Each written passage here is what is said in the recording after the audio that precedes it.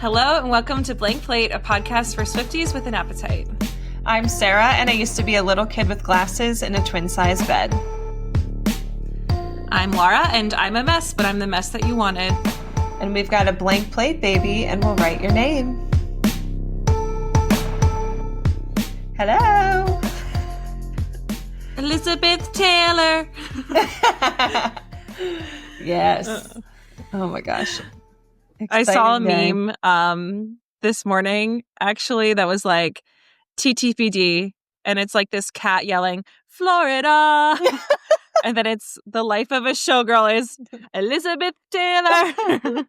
Yeah, that's very accurate. Oh, it's so good. Yeah. Guess what we're talking about today? Yeah. So we're doing track 2 of Showgirl today. But before we get into all of it, Laura, what's been on your plate? Lots of like folly things, buying pumpkins, went camping with my camping is in quotes because we literally just like went to their RV site and hung out for the day.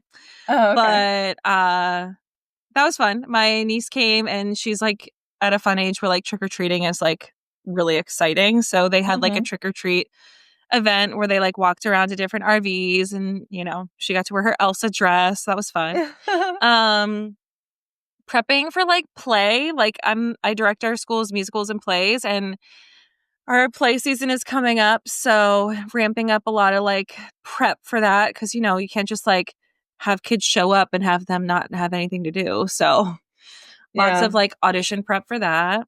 And we just celebrated our second wedding anniversary, and we went to like a great restaurant, and then like Saturday we're gonna go to Philly and get soup dumplings, which is like a classic of Luke and I. Is like, you know, if we're going to Philly, we're gonna try to sneak in some soup dumplings. And then we'll go to like a museum. We'll go to Brandy Wine Museum outside of Philly and just have like a nice weekend vacation staycation. Yeah. That sounds nice. So yeah, lots of stuff. How about you? So right now I'm busy with what's called a mock cycle for IVF. So I don't know if I got to mention this on here. But like one of the tests that I opted to do before we do another embryo transfer is it's called an ERA, and it tests the receptivity window of your uterus. It's like, I'm not going to get like all into the science of it, but like most people only do this after 3 failed embryo transfers, and I'm doing it after 1. And that's because like it's typically like most people who do this test, their results come back normal. So it's like not actually helpful for the majority of people. Right. And it's like it can be expensive and time consuming because what you're essentially doing is an entire like embryo transfer cycle with all the medication, everything that you would do if you were doing an embryo transfer. But then on the day that you would transfer the embryo, instead of doing that, they take a biopsy of your uterine lining to check to see if you're in your receptive window like you should be or not. Right. So it was one of the things I was like, let's just do that and test. And I was like, because we think I have endometriosis, I think I'm a little bit more likely to have my window be abnormal. So I was like, please, let's just do it. Well, thank God I did, because mine came back abnormal. I came back as what's called pre-receptive. So basically the like cells... is so out of the box and rare, right? Like your doctor like this like never happens. We're like, wait, it's like what? It's not like super common. You know, it happens for sure. But yeah, so I'm like, okay, well, thank God I did this test, because it requires an adjustment for my next embryo transfer cycle, because it has to do with like how many days you're on certain medication and whatever. So usually it's like, you know, my results came back pre-receptive. So normally they can tell like, oh, if we just adjust you by 1 day, you should be fine. And then they make the adjustments, and people typically get pregnant when like this has been the issue. So your actual receptivity window is only 24 to 48 hours long. So like if you're one day off, that can really affect your results of a successful embryo implantation, getting pregnant, correct development, all those things. So normally like you're off by like one day, they make the adjustments for one day, people get pregnant.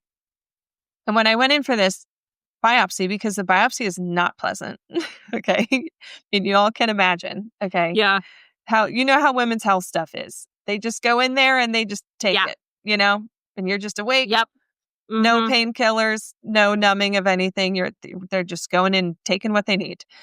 And so when I went for this, I was like, wait, like if the results are like weird, do we like make adjustments and then like retest to double check that we have the window correct? And the nurse was like, no. She's like, we just like make the adjustments and then people usually get pregnant. I'm like, okay, sweet. Like I just have to do this once and whatever. Well, my results came back apparently so abnormal that it seems like I'm on the borderline between being one day off and 2 days off. And if I am, in fact, 2 days off, that means that my first embryo that we transferred had a 0% chance of success because it completely missed the receptivity window. And so the lab actually recommended that we make an adjustment for one day and retest. And my doctor and my nurse are like, we have never seen this before. Right. You are literally the first patient at our clinic to ever need to do this test twice. And I was like, well, you know what? We're doing it. Yeah, I got to know the timing. The timing's got to be perfect. We're doing this again. Yeah, the timing has to be perfect. It's like the whole reason I did this test was to figure out my We're not window. Guessing. And we don't really know yet. Right. Exactly. I'm like, I'm not guessing with my next embryo transfer. We're going to know what my window is. Okay. Right. So I was very mad when I got those results because of course. Yeah. Not only does it like push back my actual embryo transfer, but it means like I have to do this again. And for me, this means giving myself shots for a whole month and then going in and getting this this biopsy done. So it's not pleasant. But anyway, so I'm in the middle of that right now. I started my butt shots yesterday. Like the amount of shots I've given myself. Yeah, you're is so crazy. And like, and I hate needles. I hate needles and shots. Yeah. But I'm doing it. So, but I'm in the home stretch here because the butt shots only happened for like the last week of everything. So then, in like 5 days, I go in for my biopsy again. Yep. And then hopefully I'll get better answers from this one.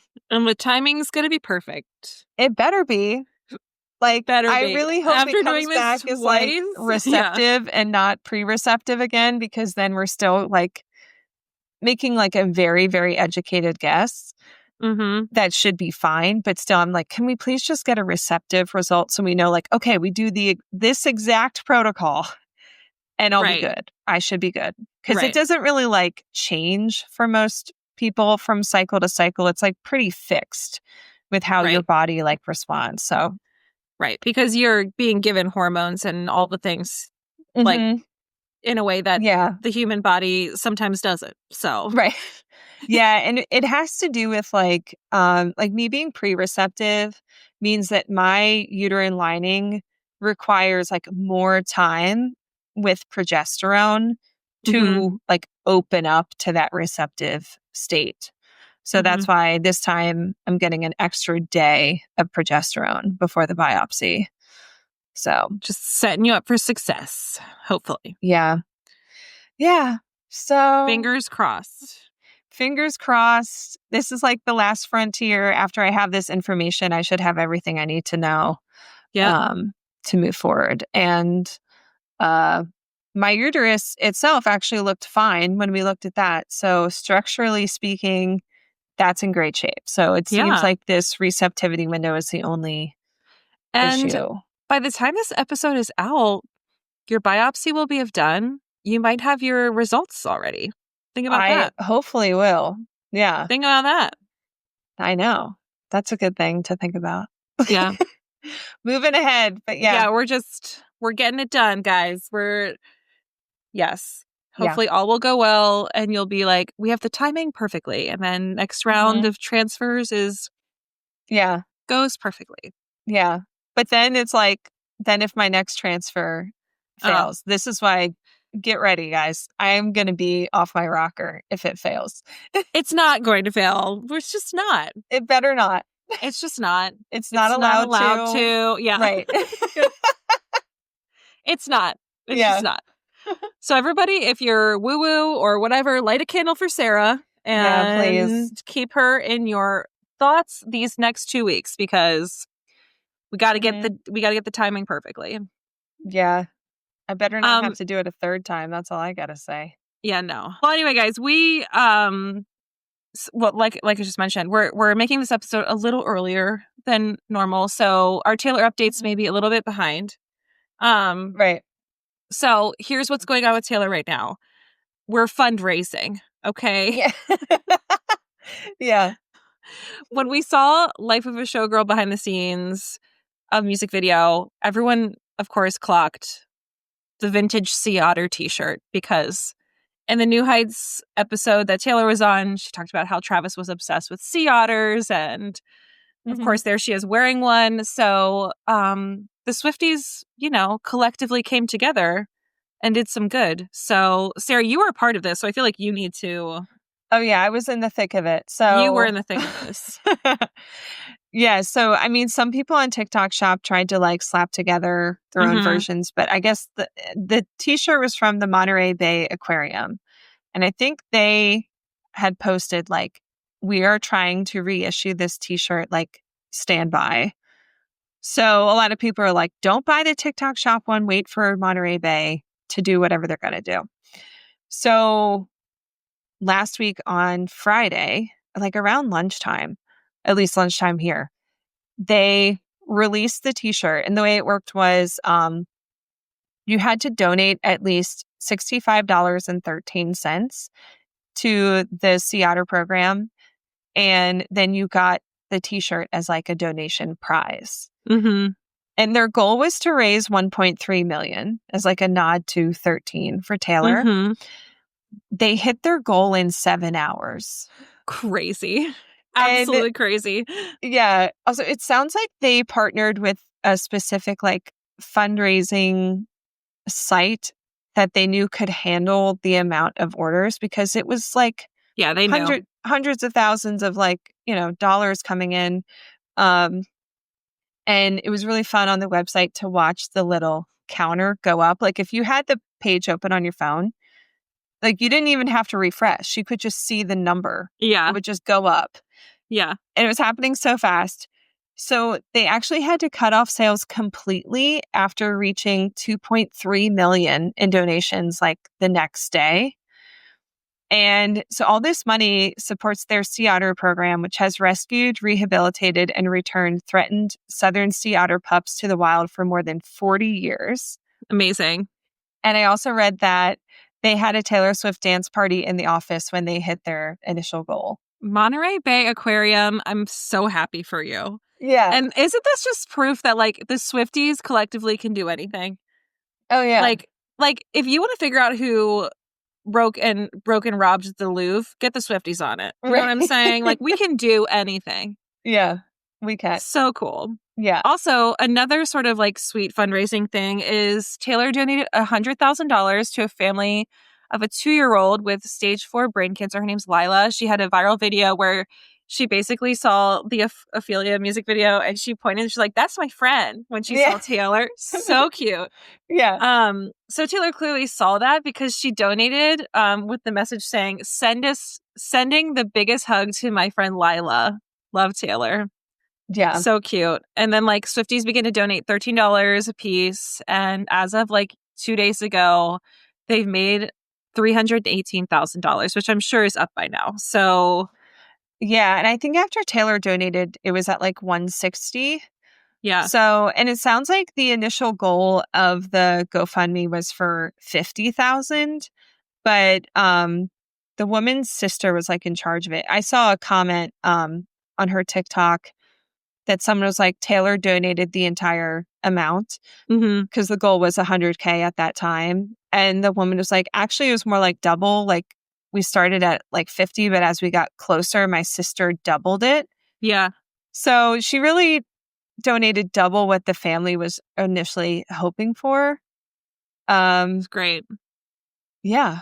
But is related to all of this, a longtime friend of Taylor's named Ruby Rose. She's a model and actress. She came to Taylor's defense about all this like nonsense about Taylor being MAGA and a trad wife and stuff because of the new album. We're both rolling our eyes like so hard. Yeah. And in a reply to a comment supporting what she said, Ruby Rose said that Taylor used to scroll GoFundMe like a social media app, clicking reach their donation like it was the like button. And I think she means like reach their goal. Yeah. or whatever. But yeah, Taylor has always done stuff like this. And, you know, she's never doing it for like attention or anything. No. And yeah, especially like the videos with like this sweet little 2-year-old and like her mom, like I think her mom was just on the news talking about it and she was getting choked up and she was just saying how like this money really just helps them focus on their daughter and getting her better. Right. The brain cancer she has only affects 58 people per year. So it's like very rare. Yeah, so it's just really nice that this sweet family can just focus on their daughter and not have financially, to worry about expenses. There's no stress going on with her care. Yeah. Yeah. And the mom went to the Eras Tour pregnant with that baby. Wild. So like Taylor has just been a part of their story this whole time. And yeah, she's always played Taylor's music for her daughter and stuff, which is why her daughter was like, that's my friend. So sweet. Yeah. So just some heartwarming stories. Yeah. And yeah, I feel like this Taylor is always quietly doing these sort of things. I mean, we know that she like donated to each city's like food bank for each city that she went to on the Eras Tour. She's obviously treated her team extremely well with bonuses that are beyond comprehension. Just like she does take care of her people. So like we love that. Okay. Yeah. Eras Tour documentary. Sara and I made a wish list, if you will, of some of the things we sort of would love to see in our 6-part documentary series. So let's just like steamroll through these. Okay, so I had this thought the other day. It's like, are we going to get a whole episode about the re-recording process? I feel like there has to be some exposition where it's like, what is the Eras Tour even about? And it was, she's going to have to explain why this even exists. So I think, yes, I think this is happening. Yeah. I think that this like might be, even though like it's an Eras Tour docuseries, I would hope that it's actually more about her fighting to get her masters back, her overall marketing strategy with the Taylor's versions, and the Eras Tour wrapped up into that, and how successful that was. And then is the final episode, do we see her buying back her masters? I hope. Because the whole thing is called The End of an Era. So like, it's not necessarily just an Eras Tour era. I think it's the era of her not owning her music and how the Eras Tour helped her get it back. Because didn't she say that in her letter, how the Eras Tour made it possible? Yeah. So it just seems like if we're doing a docuseries about this, we know we have footage from her recording Midnights. Yes. And since Midnights and during the Eras Tour, we had 2 Taylor's versions come out. It's got to be part of this. It has to be part of the story. The end of an era to me is like, what's the final closure? Is that she successfully got her master's back. Yeah. The most logical ending of that chapter is her getting the master's back. Like that is the final end of the era, happy ending that we all wanted for her. So I hope it's recorded. I hope so. I hope so. And also like, you know how in the audio for the trailer, at one point, it kind of sounds like she's getting choked up when she's talking about the Eras Tour. And we've seen the clips that look like it's her just like sitting down to do like talking head for the docuseries. It would kind of make sense because we know talking about getting her masters back makes her emotional, right? Mm-hmm. That what if she's talking about the Eras Tour as like one of the final puzzle pieces that brought this all together, that allowed her to reclaim her music, and how hard they worked and how much it paid off. Right. Not just in breaking all these records and being an amazing event, but also it led to her getting her masters back. Yeah. It ultimately was the key that unlocked her Yeah. getting the vault The of her. tour celebrating her whole discography led to her owning her entire discography. Right? Like, doesn't it seem like that's got to be like the thesis, kind of? I would think so. She's definitely going to have to explain why the Eras Tour exists, right? So if that exposition is sort of laid out, then the logical conclusion would be the last episode is her getting her masters back. Let's hope. I mean, we already got the story from her about how she felt, but like if we actually saw it, how cool would that be? On my list is like, I want to know how Tortured Poets was added to the Eras Tour. Like, this was being released in the middle of this whole experience. So how was it addressed with the whole production team? Did they use click tracks or did they all get to hear everything beforehand? Because the turnaround was super, super fast. They obviously, over a break, got together to rehearse all the extra choreography, all the, you know what I mean? Like, they added so many songs to the set that doesn't just happen in like a week. So, or maybe it does. I have no idea. But somehow they had to address adding a whole different thing and changing and cutting and like all the things. I would love to know what that whole thing was like. Yeah. Right. Yeah, that's a good question about like click tracks or if they used the real song, but because we know that they use click tracks on the Life of a Showgirl like music video. Of course, she was like saying some words, but like, did they get to just hear everything, or was it click tracks? Like, I don't know. Yeah, was that added? But she did also say that for Ophelia, like some of the people who worked directly with her on the Eras Tour got to hear it. So I don't know. Maybe during the Eras Tour, she was like, "Yeah, you guys can all hear this. Like, I trust you with my life." I don't know. Right. Obviously, the choreographer, like Mandy Moore, the choreographer would have had to have heard the music in order to choreograph, right? Like, you would think, yeah. Like the special effect, like designers and like, you know, they would have to know the vibe. So it's just like, how did this get added? How did this happen? Right. Because from our perspective, it's just like, oh, and now we have a whole new set. That doesn't just happen though. So yeah. Yeah. We also need behind the scenes on the Roomba. Yeah. Like, whose idea was it? Who's in there driving it? Yeah. Let's see them like troubleshooting what happens when the Roomba fails. Can we see them talking about it post show after the Roomba did fail and Taylor had to like do the non-Roomba choreography? Everything related to Roomba. Also, Miami Night 1. Yeah, like, we gotta know. We gotta know, first of all, how much did Taylor love that show with the rain? Oh, the witchy vibes. Yeah. And let's see everyone getting excited for the new Reputation bodysuit and like... Yeah. And like, why? Yeah. Why? What was the idea behind that? Like, was that just to mess with all of us? Right. Yeah. Another thing I really want to see from Taylor in this behind the scenes is emotion. Because I think Taylor, for the most part, really keeps herself buttoned up and pulled together. And it makes sense, like, yeah, do that for the Eras Tour. You're performing. But this is a docuseries. I want to see behind the scenes.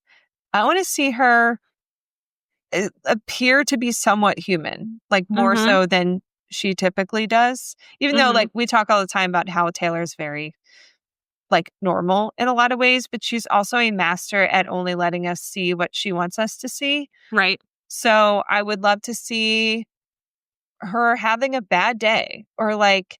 Yeah, and like that opens up the can of worms. Like, is she going to address the relationship fallouts? Is she going to address the breakup with Joe, the Maddie Healy of it all, like meeting Travis, how she really was doing it with a broken heart for like so many shows, all the angry sets of like, you know, the surprise songs and like mashups. Like, we knew girl was going through it. Are we going to see that behind the scenes because, like you said, she's so good at being professional. But, yeah, there's a lot of emotions that came up for Taylor over this, not just professionally, but also like in her relationship statuses, like the highs and lows, like from that. But also, like, are we going to see the moment when she meets Prince William?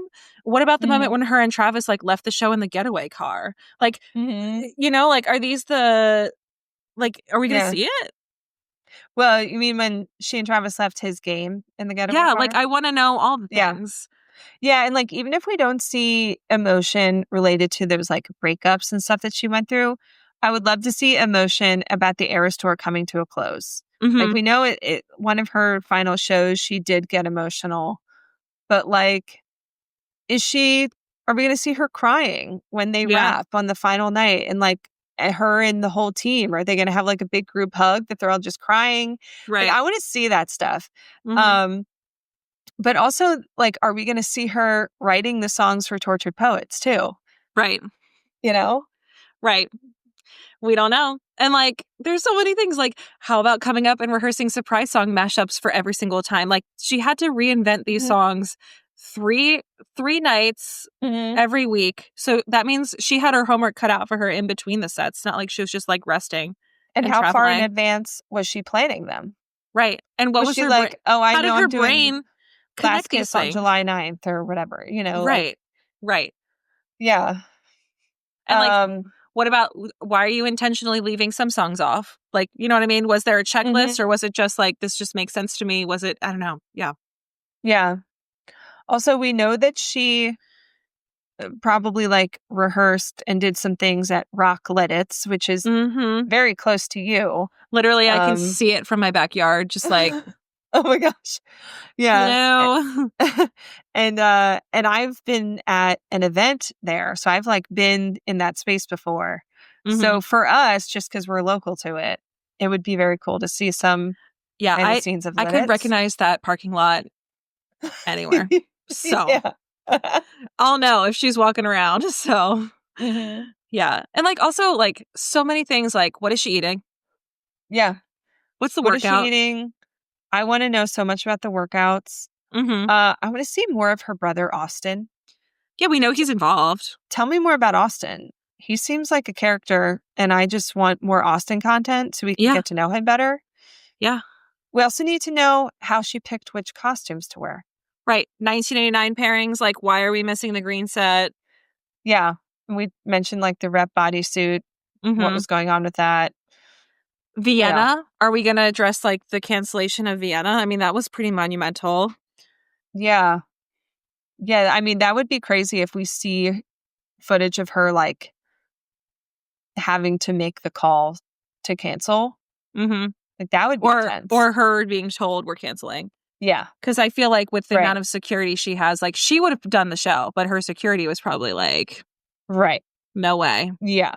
Like, how did that go down? Right. And are we going to get the blooper reel, like the Errors tour? Yes, please.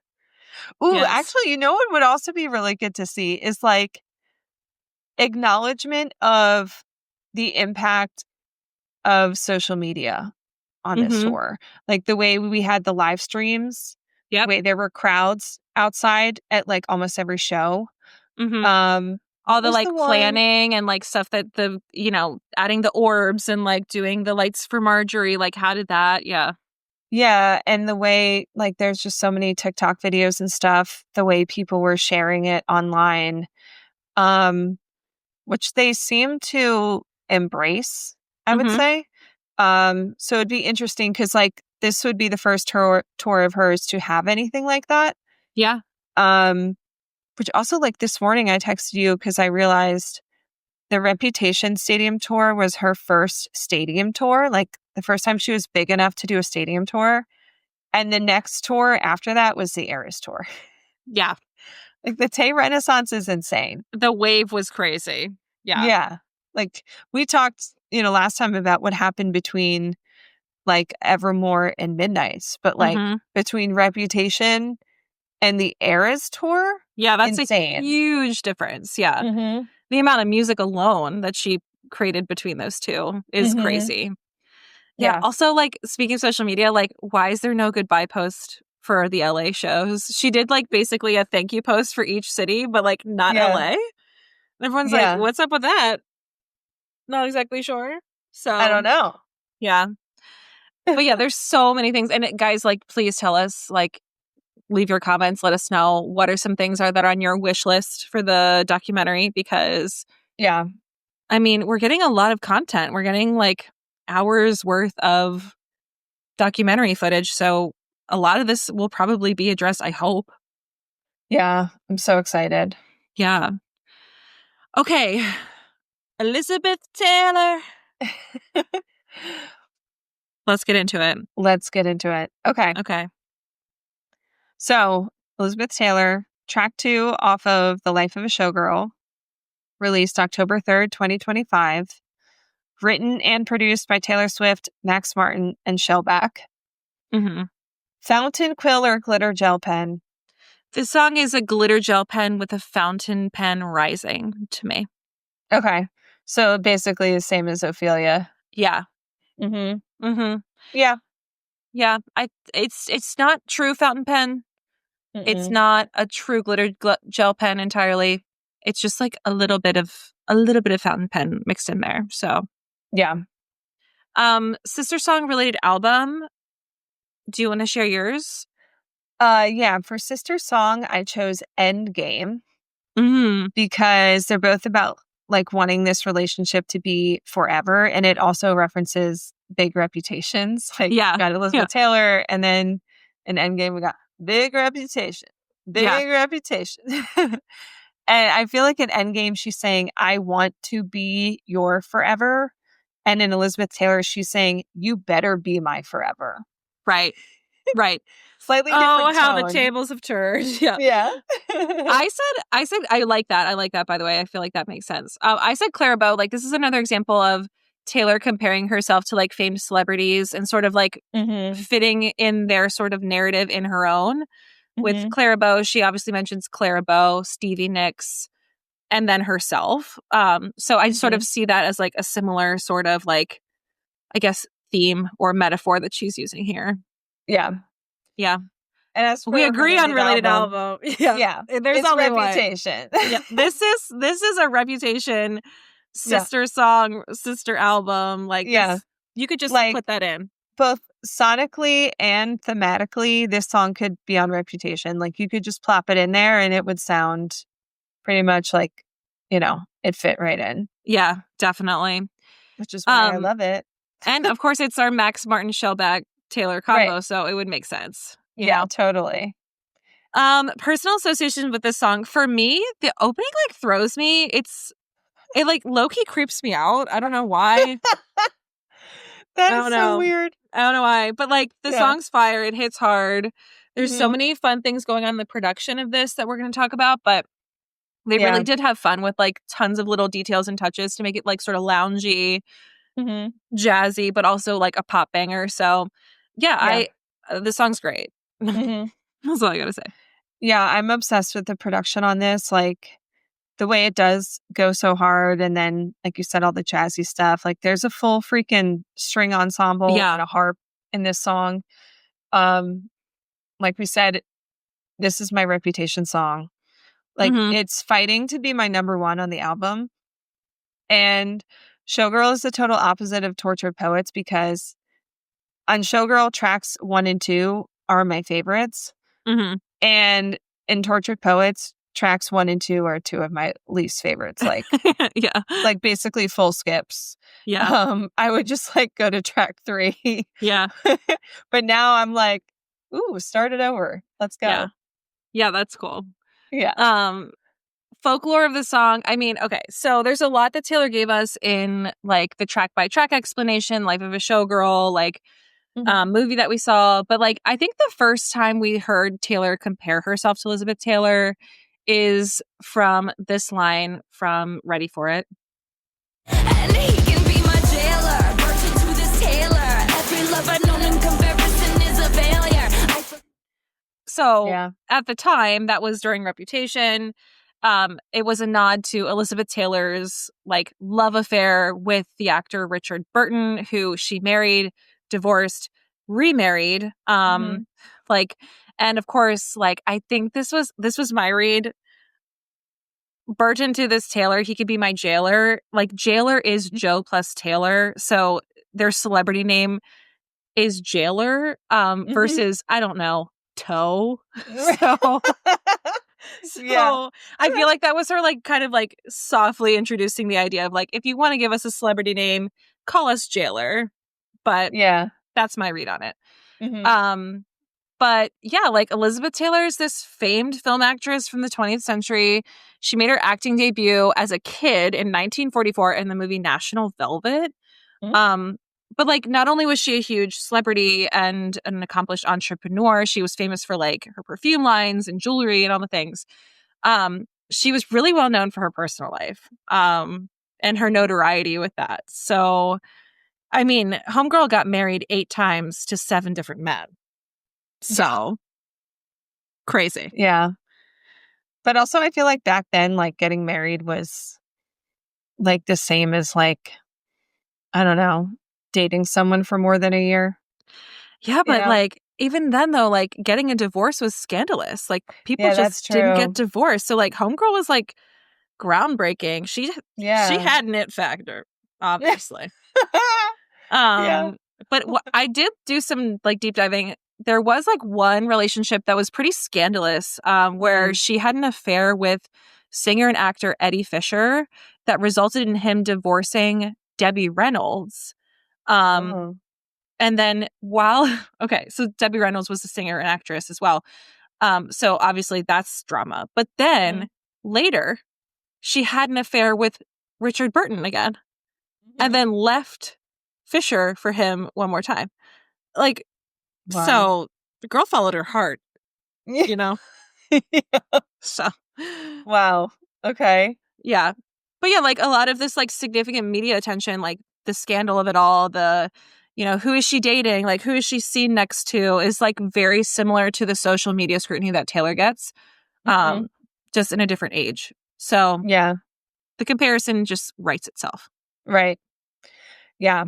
So through Taylor's interviews that she's been doing, we did learn like a really fun story about how this song came to be.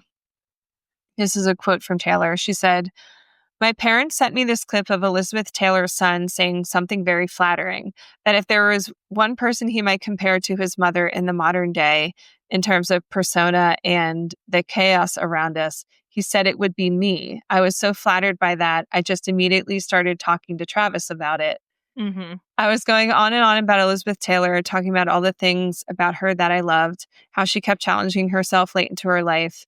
I had to get out of the car. I was like, one sec, I have to get out of the car for a second. And I just sang this melody into my phone, got back in the car, and that's what it's like when it happens. Yeah. Which I think she wrote, I think the first line she wrote was, "I cry my eyes violet," Elizabeth Taylor. But this story cracks me up. I'm wondering, like, why did she have to get out of the car? Is like her driver not allowed to hear her make these voice notes? Is that person not part of like the inner circle? Because that's just what imagining, it seems like. Why would I have to get out of the car? I'd be like, Luke's on a phone call and like over the like Bluetooth, and I'm like, I pull over. I gotta like, you know, like, was he listening to music? Was there like a business phone call happening? Right. I don't know. Yeah, but it seems like she got out to have like privacy for some reason. Yeah. So yeah. The clip in question that she's talking about was probably from Chris Wilding's 2024 interview with The Guardian. His exact quote was, "I can't tell you how much I admire Taylor Swift. I'm not a Swiftie." Her Instagram post at the end of that presidential debate was so fucking great. Huge props to her. That reminds me a little bit of the same spirit my mom had. So he's referring to when Taylor endorsed Kamala, which was like as soon as the presidential debate ended, her post went live endorsing Kamala, where she signed off as a childless cat lady. Right. Yeah. And then when he found out that one of the tracks on Showgirl included a tribute to his mother, he made it clear that he was pleased, telling TMZ he considered Taylor a rare, positive role model for young girls, and that he's always admired her philanthropy and courage to stand up for what she believes in. So. And we mentioned when we were speculating about this track that there was a moment in 2023 where Kelly Taylor gave Taylor this huge opal ring surrounded by blue topaz. And the singer said that this should not be hers. It looks like it should be Elizabeth Taylor's. And Kelly's response was, "You're my Elizabeth Taylor." Yeah. But like these two have been really weird. Like they used to be like she used to be the go-to like date on like award shows and stuff, and now like she's nowhere to be found. So I don't know what's going on there. Yeah, and I checked, and Kelly Taylor did not like Taylor's Instagram post about her engagement to Travis. Sums up. It like if you are at all invested in Taylor Swift, you liked that Instagram post because like half the world did. So I feel like if Kelly didn't like that post, like they're not besties anymore. No, there's something's up. Yeah. And it's not like Kelly's not on Instagram. She's always posting on Instagram. It's a little fishy. That's for sure. So that seems like evidence to me. Yeah, seems like it. Yeah. She also said in the Amazon Track by Track, Elizabeth Taylor is one of the most ultimate quintessential showgirls I could ever imagine. You know, not in the literal sense as much as she was under the microscope. So intense. And she handled it with humor and she got along with her life. She continues to make incredible art. And so this is a love song kind of through the lens of the motif of what she had to go through in her life and the sort of parallels that I feel in my own life. You know, role models are pretty hard to come by. But I would absolutely say that she's one of mine. Mm-hmm. Yeah. And then in the explainer, as part of the Showgirl movie, she said that this song is kind of like half cosplay, half singing from your own perspective. It has to do with fame, attention, love, notoriety, anxiety that this isn't going to be forever, and how heartbroken would you be then? Mm-hmm. The first line she came up with was, "I cry my eyes violet, Elizabeth Taylor." And from that point on, she was like, OMG, I'm obsessed with this song. Mm-hmm. She wanted to tell a story that referenced some of the cool things about her life, but are also parallel to mine. Meaning cool things about Elizabeth Taylor's life that are parallel to Taylor's. And she said, I use details from her life, but the feelings of what it kind of conveys are things that I absolutely experienced time and time again. Mm-hmm. And she's very proud of the production. It's equally luxurious and feminine, and then goes really hard and really tough in the chorus. And it's one of her favorite songs. Yeah. Well, we agree, Taylor. So yeah, let's get into it. Let's do it. Okay. All right. Here's the creepy intro. I don't know why. Here it is. Elizabeth Taylor, do you think it's forever?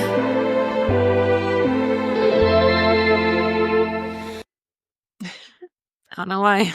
Also, you know that like yeah, that's used a couple times throughout the album. That's sparkle, like glitter. Yeah, because it's like they use something like that in Father Figure. Mm-hmm. And I think there might be another one. It's one of the things I've noticed while listening over and over and over again. To the album.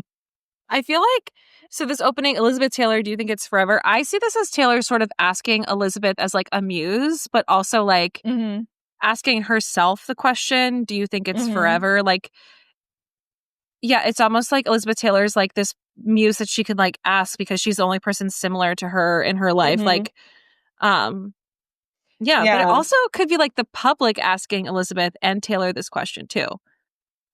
Yeah. Being like, I like that. Do you think it's forever? You're dating a new guy. Do you think this is the one? Like, how many times do you think she was asked that? You know what I mean? Yeah, that's a good point. My initial read of this song is kind of what you were saying first, where like, I almost read it as Taylor almost praying to Elizabeth Taylor, like as if she was like a god, like the god of famous starlets with many lovers. So instead of being like, please God, let this be forever, it's like, Elizabeth Taylor, do you think it's forever? Like asking her, right? Yeah. But yeah, because it is kind of funny how like the name is repeated so much throughout the song.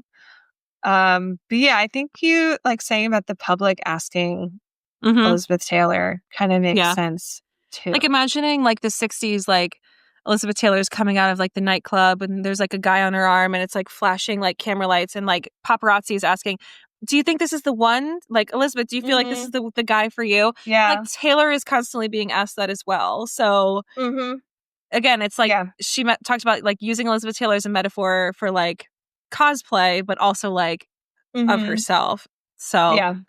Yeah. All right, let's get into verse 1. Yeah. Okay. That view of Portofino was on my mind when you called me at the Plaza Atene. Ooh, oftentimes it doesn't feel so glamorous to be me. All the right guys promised they'd stay under bright lights. They withered away, but you bloom. Portofino was on my mind. I think you know why. And if your letters ever said goodbye. Yeah. All right. This verse, this whole opening is such a like bait and switch kind of thing because it's it's like dreamy, it's slow, and then that chorus comes in like boom. Yeah. Also, like, it is so loungy. I mentioned this when we first listened. Like, I can totally see this being reimagined as like a jazz standard. You know? Like, the production is already leaning that way, but like it definitely could be just a total jazz banger. I think that's why I'm obsessed with it, because it's like a Reputation track mixed with jazz. Like, also, like, I just in general am a sucker for any times there are strings in a pop song. So the like juxtaposition of those two things like really like please my brain, you know? Yeah. I love it. So that view of Portofino was on my mind when you called me at the Plaza Atene. Of course, we're immediately Googling. Like, we're like, you know, these when things. was Taylor and Portofino? I knew Portofino was like an Italian village, like on the seaside, but like Taylor and Travis never went to Portofino, but Richard Burton and Elizabeth Taylor did. That's actually where he proposed to Elizabeth Taylor in 1964. So she also honeymooned in Portofino 4 times. Yeah. She loved it there. She was like, honey, you know where I loved going for my last honeymoon? Portofino. Let's go back. Let's go there. Why reinvent the wheel? Yeah. And like the Plaza, like, come on. The Plaza Atene is where Elizabeth Taylor stayed in Paris with Burton a few times as well. So these are like 2 places, but obviously these are familiar haunts for our girl Elizabeth Taylor. Yeah. Which is interesting because that view of Portofino was on my mind when you called me at the Plaza Atene. It's like basically like she's recalling like memories of like the 2 of them together while she's in Paris. Like very glamorous. Yeah. Very luxurious, right? Very. Yeah. But then she goes, oftentimes it doesn't feel so glamorous to be me, which was a lyric that we got in the Spotify pop-up. But this line here, I mean, Taylor's like made references to this a lot in her music, I would say, about how being as famous as she is not all it's cracked up to be all the time. But she has a whole song about this on Red called The Lucky One. So here's a clip from that. And they tell you that you're lucky, but you're so confused, 'cause you don't feel pretty, you just feel used. Yeah. Doesn't feel so glamorous to be me. All the right guys promised they'd stay. Well, we know that Taylor's dealt with some guys that did not stick around, so perhaps this one from LOML. I'm combing through the braids of lies. I'll never leave, never mind. Ouch. Yeah. Promised they'd stay. Never mind. Never mind. Yeah. Yeah. And then under bright lights, they withered away. And this is like, we heard this and we're like, oh, ding, boy. ding, ding. Yeah. Have we heard about this? Yeah. Here's an example from The Smallest Man Who Ever Lived. In public showed me off, then sank in stoned oblivion. Yeah. Mm-hmm. Like at first you were fine with it being in public with me and everything. And then you sank in stoned oblivion. Yep. Couldn't handle it. Withered away. Yeah. And similarly, we got this in LOML. Oh, what a valiant roar. What a bland goodbye. The coward claimed he was a lion. And like the muses for tortured poets are obviously Joe and Maddie, but like we also know that like there have been many men in Taylor's past that like just could not handle the level of celebrity and star that she was. It was seen as like too much, or she was too big of a star and they wanted privacy. It's like this is like something she's experienced time and time again. But then she goes, they withered away, but you bloom. Which like tell me Travis does not bloom under the spotlight. Like, oh yeah, he's a showboat. He loves the attention. Like he's jamming at the Eras tour. He's like waiting backstage. He like knows like Karma is the guy on the Chiefs. He's like loving his life. He's a showboy with Taylor. Yeah, he's a showboy, exactly. But like knowing that like, okay, the metaphor between Elizabeth Taylor thinking about Richard Burton or a lover being in Portofino while she's in Paris is like very luxurious. But why is she thinking about Portofino? Well, remember, that's where Burton proposed. So what Taylor might be saying is like inferring that she might be wondering if she's going to have her own Portofino moment. Like, I'm wondering if I will have that moment with this person. Yeah. But Taylor also said how Elizabeth Taylor's life and like in this song has a lot of parallels to her own life. And fans have speculated that something happened between her and Travis in Lake Como, which is also in Italy. Yeah. Like perhaps that's the trip where they like solidified that they were forever and on the track to get married, you know, like, right. Especially for modern relationships, it's very common. Like, I'm sure Taylor knew they were going to get engaged. She just didn't know when he was going to propose. Right. Right. So maybe something happened in Lake Como that they had a conversation. It was like, yeah, I'm all in. We know that Lake Como is important because like it was the background of like both of their phones was like them on the boat in Lake Como. There were pictures of them in like a luxurious like private villa. Like obviously that was a pretty like intimate trip that they remember special too. So not just speculation. We also like kind of have some evidence of that too. So it's like maybe Lake Como is her Portofino. Right. And she's wondering like, am I going to get proposed to? Like, is this going to happen for me? Like, you know, all these guys said they would stay, but like you're blooming. So all signs are pointing to yes. Right. So, and then we get our blast off into chorus. Right. So, blast off. Here we go. Blast off. Here we go. I cry my eyes violet. Elizabeth Taylor. Tell me for real. Do you think it's forever? Number one, but I never had to. And I can't have fun if I can't have be my and wild when Hollywood hates me. Only as hot as your last hit, baby. Been number one, but I never had to. And I can't have fun if I can't have you. So yes.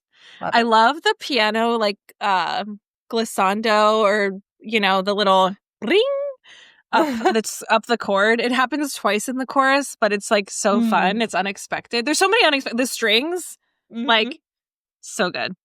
Yeah.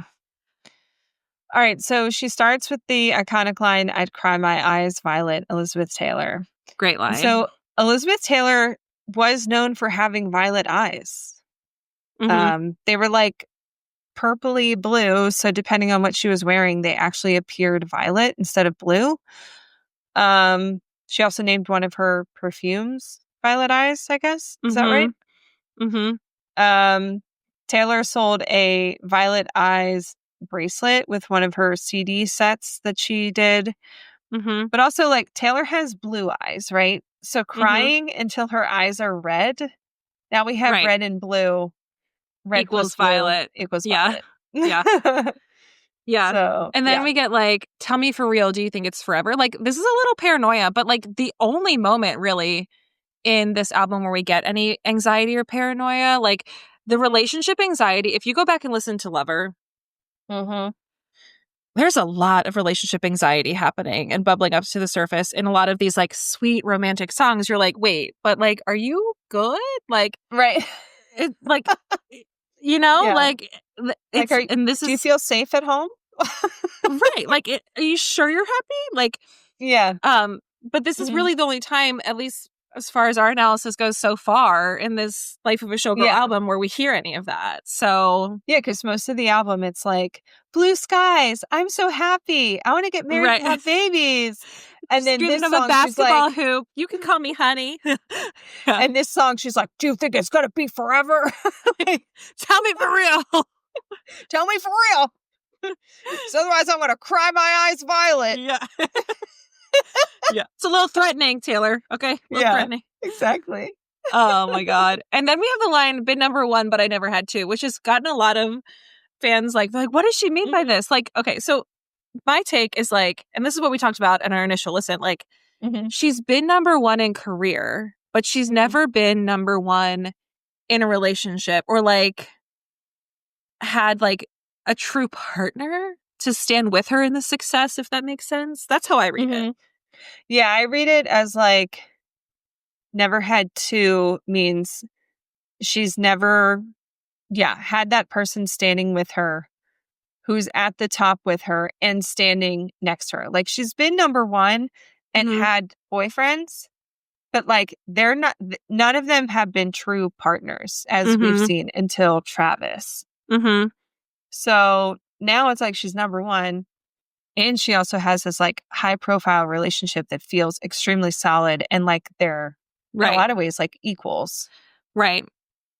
And like some people are saying like, could this be an Easter egg that she'd like to be number one in two avenues, like music and film? But like, I don't read it as that. I read it more of like metaphorical, like what we're talking about. She's talking about her relationship. Right. That's how I would read it. Yeah. Yeah. Of course, like us would be like double album, double album, double album. I know. She's still trained waiting. us. Yeah. Where's the death of a showgirl? Yeah. Then the next line, she does this thing that I love where she doesn't finish the phrase. Like it's just implied. She says, and I can't have fun if I can't have, Yeah. She doesn't say you. She says it later, but this time she doesn't. Yeah. And it's very similar to this part of Down Bad. All your indecent exposures, how dare you say that it's I'll build you. The implied over. Yeah. Yeah. Yeah. So that's just like a fun little moment. Yeah. Be my NY when Hollywood hates me. Like Taylor loves New York. We know this. She's been canceled by Hollywood or like the industry, the media, whatever. So like be my safe space. Like when the world hates me, basically. Yeah. Like, is New York her safe space? I think it was for a long time. Also, like, does this also relate to Elizabeth Taylor? Like, did Elizabeth Taylor spend a lot of time in New York and Hollywood? I think she's a Hollywood girl. So, but I think I read about her going to a restaurant in New York. Let me look this up. Yeah, it doesn't seem like she had a home in New York. Yeah, it seems like it's an escape for Elizabeth Taylor versus like Taylor lives in New York. Like, so I read that more as like a parallel to Taylor, like be my safe space, be my favorite place when like Hollywood or the world hates me, like, yeah. And then my favorite line, like, you're only as hot as your last hit, baby. So true for Taylor. Like, yeah, she has to operate under the spotlight. Like, exactly. When Life of a Showgirl came out, you're only as hot as your last hit. So like if your last hit is a flop, then, the pressure is crazy. Yeah. Kind of makes me think of Katy Perry. Like Katy Perry's had some huge hits. Yeah. But like recently it's been flop city for her. Yeah. And you're only as hot as your last hit. So like, what's your last hit? So. Yeah. Definitely. That was also a lyric that we got before the album dropped. So yeah, and then I've been number one, but I never had to, and I can't have fun if I can't have you. She actually says it. Yeah. But also like it's so clear how much fun Taylor and Travis have together. Oh yeah. So like this definitely like makes sense. Her saying like, I can't have fun if I'm not with you, because I think he's really helped her to rediscover fun in her life in a lot of ways. Be a little lighter. Yeah. Mm-hmm. Yeah. Definitely. Those two know how to party, that's for sure. They do. All right, verse 2. Here we go.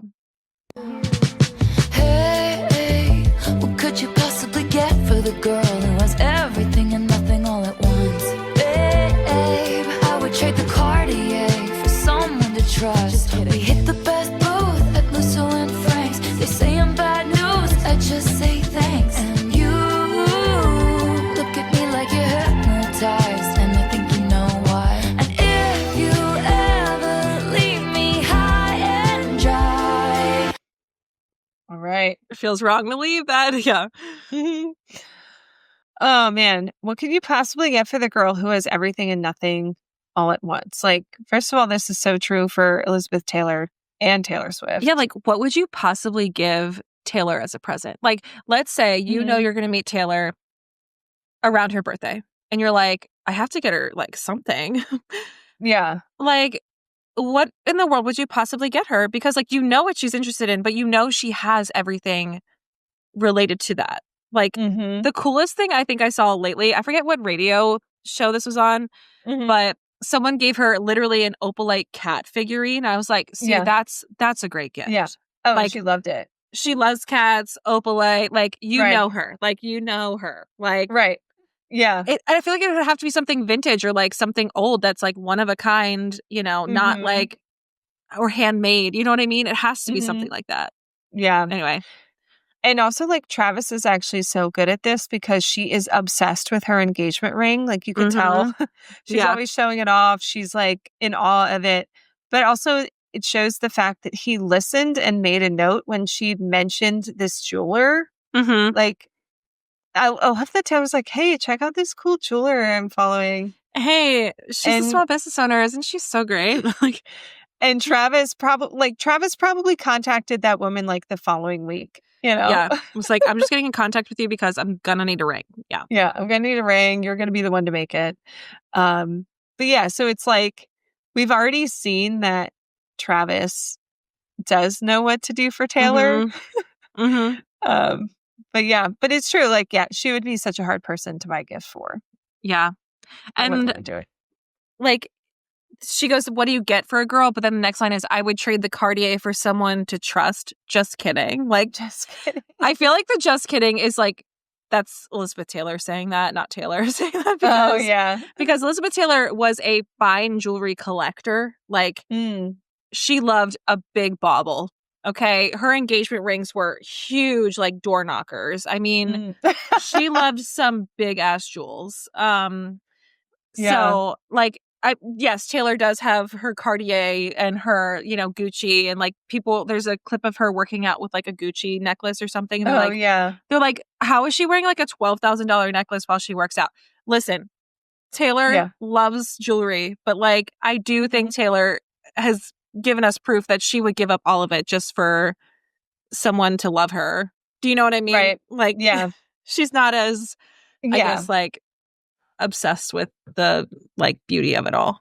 Yeah, because we did have her say this in the prophecy. You don't want money, just someone who wants my company. Yeah, don't want money, just someone who wants my company. Which is why it's so funny that it says just kidding in this one. Yeah, that to me is like Elizabeth Taylor creeping and being like, just kidding. Yeah.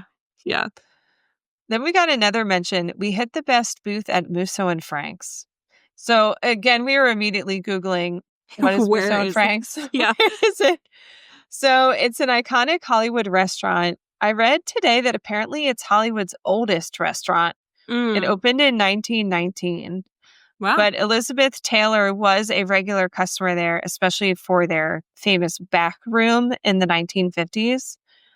As for whether or not Taylor has eaten there, a rep for the restaurant said they don't comment on celebrities who visit. Like, I think they like to be like, I guess, like a safe space for celebrities. Yeah. But the restaurant's president did say that Taylor is a customer, and he said she does enjoy many different booths at the restaurant. I'll leave it at that. So there you go. So, yeah. Confirmation. Yeah. I was looking at their menu, which me too. We'll talk about that with our last segment. But yeah. They say I'm bad news. I just say thanks. Iconic. Yeah, totally iconic. And you look at me like you're hypnotized, and I think I know why. So this is not the only time she's talked about being hypnotized. So here's Obmatized in Wood. Forgive me, it sounds cocky. Hypnotize me and open my eyes. Yeah. But it is funny, like, in this verse, she's mentioning a lot of, like, physical, like, gems and jewels and, like, I guess, like, status things, like Cartier. What do you get for the girl? Like, what do you buy her? We hit the best restaurants. Like, we have the back room booth. But you're looking at me like you're hypnotized. So, like, you don't even care about that. Like, you're just so enamored with. Yes. And also, like, she says, you look at me like you're hypnotized, and I think you know why. And she kind of says it in, like, a sexy way. Uh-huh. Where it's like during our reaction, you were like, girl, what happened in Portofino? So that's why, like, it makes me think of Wood, because it's like they've both hypnotized each other, you know, in this relationship, which, you know, never had two. Yeah. And then if you ever leave me high and dry, we know she's been ghosted before. We know Homegirl's been ghosted. So another threat. And if you ever leave me high and dry, cry my eyes out violet. Yeah, exactly. Don't you dare do it. Fists up. All right. Anyway, let's go to the bridge because let's cut to the bridge.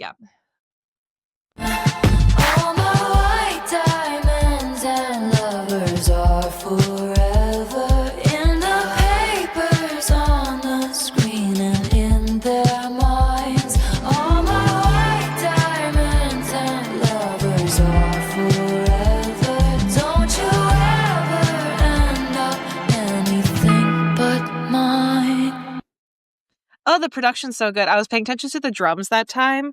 Dude, Max Martin's crushing it on the drum set. That's so good. Also, the bass line has fun little licks in there too. Because it like pulls back a little bit. Yeah. It's good stuff. It's good stuff. Yeah. So White Diamonds was the name of Elizabeth Taylor's perfume. So when she says all my white diamonds and lovers are forever, white is not an adjective for both diamonds and lovers, which some people don't seem to get. It's a reach. It's a reach. It is a reach. White diamonds is a callback to Elizabeth Taylor. She's saying all my white diamonds and lovers are forever. In the papers, on the screens, and in their minds.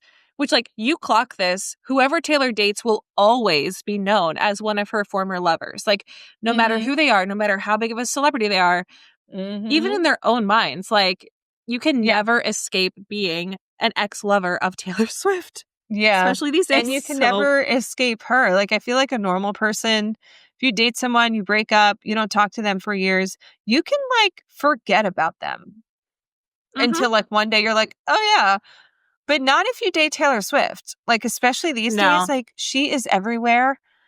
Like, no. Like, she's going to be coming across your desk in one way or another. Reminds me of, and he never thinks of me except when I'm on TV.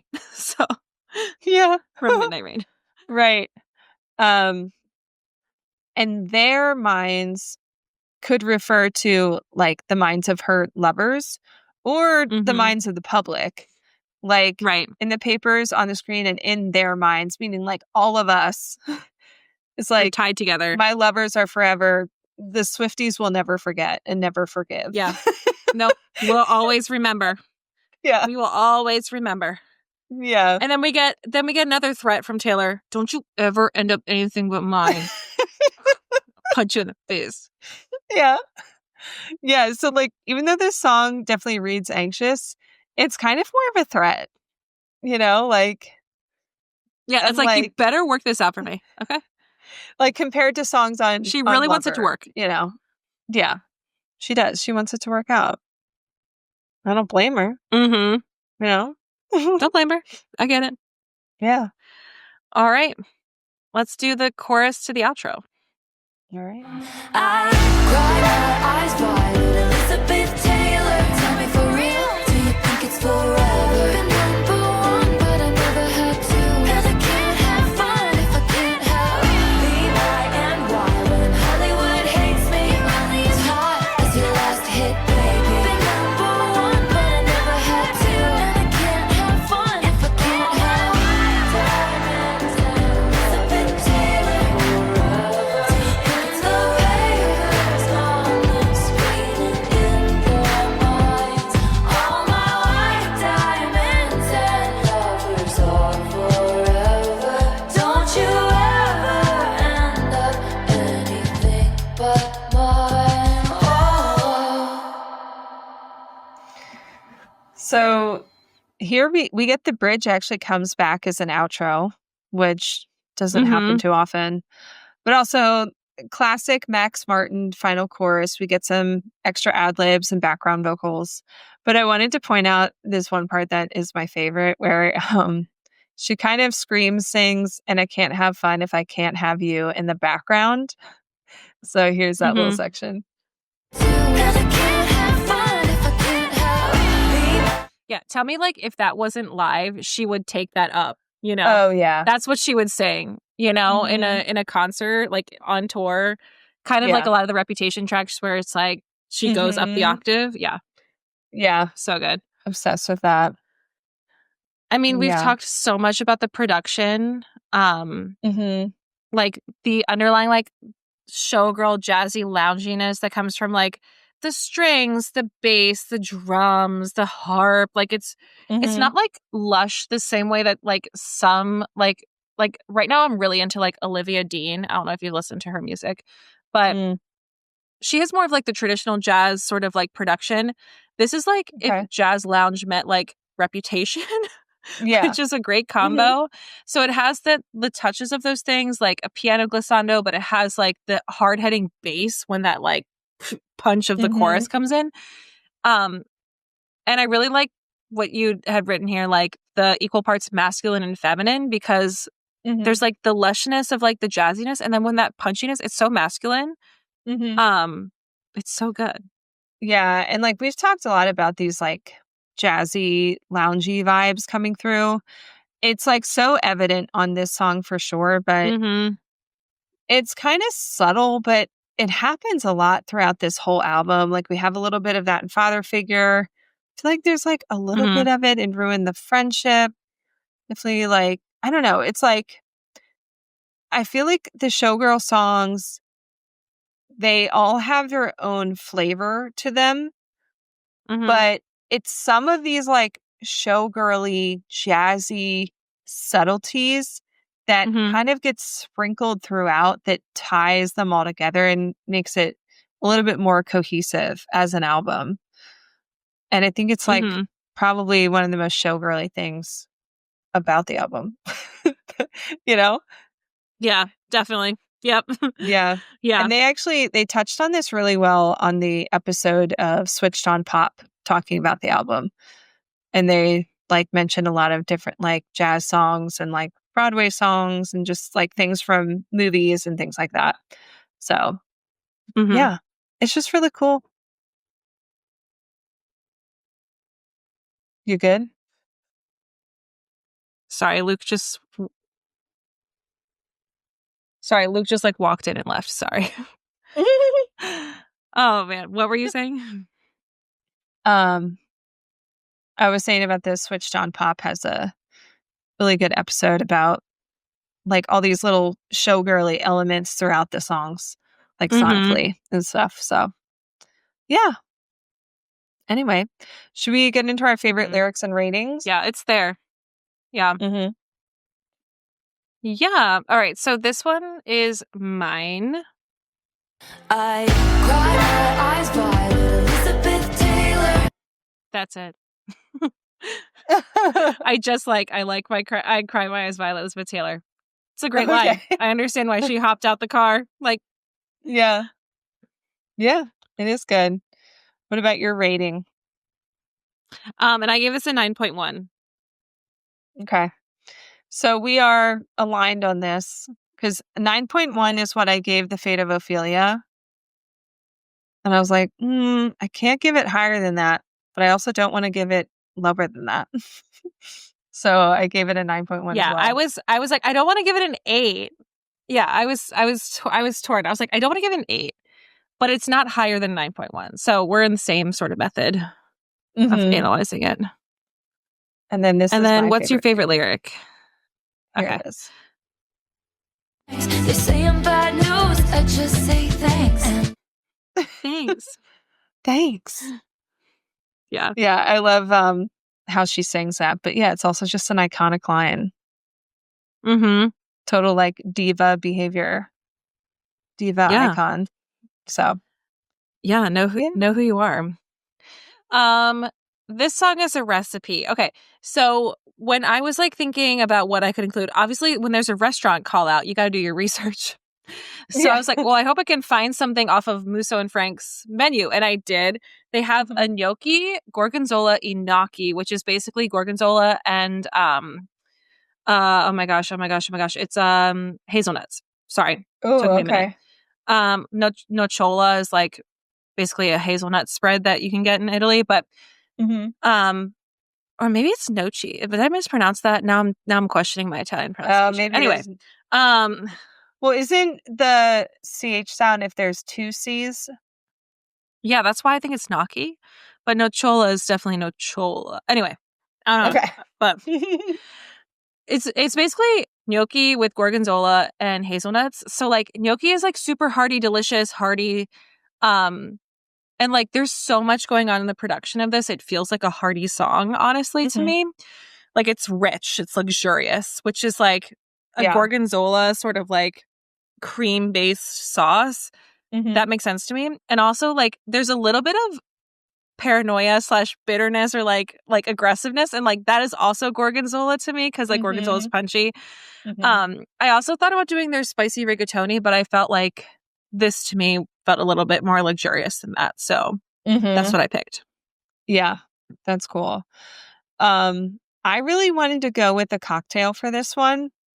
So in Googling Elizabeth Taylor cocktails or whatever, I actually learned that Elizabeth Taylor kind of invented the chocolate martini. Okay, queen.